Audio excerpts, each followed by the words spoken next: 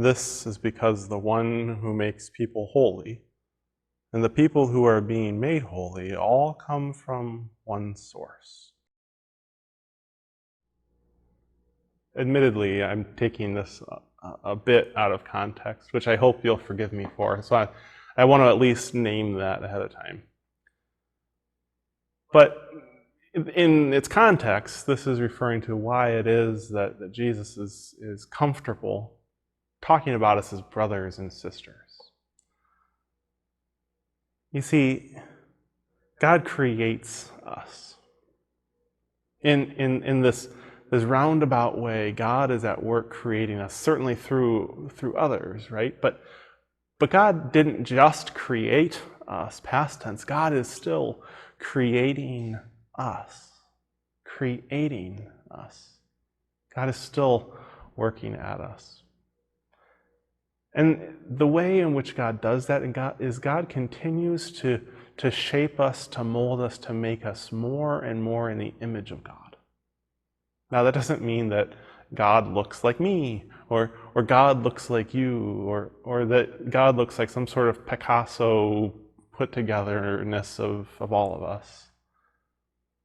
But rather that we are made in that image of love, that image of goodness and grace and rightness. And sometimes we don't show that image very well, but yet we are made in that image. Sometimes I think it would benefit us to pause and to recognize how beautiful that is. And not to push it away, not to take it for granted, but to embrace it. To let God's light shine through us, from us. Think of it this way. Imagine if you had to put a bumper sticker on your car that conveyed to everybody who saw you who exactly God is. You'd want to make sure that bumper sticker is well worded and stays free of any obstruction. You wouldn't want anyone to get the wrong idea.